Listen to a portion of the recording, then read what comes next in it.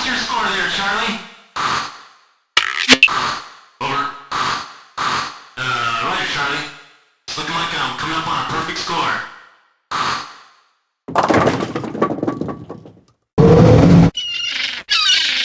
Dang, another 7-10 split. Roger, I hear you on that. Another curveball.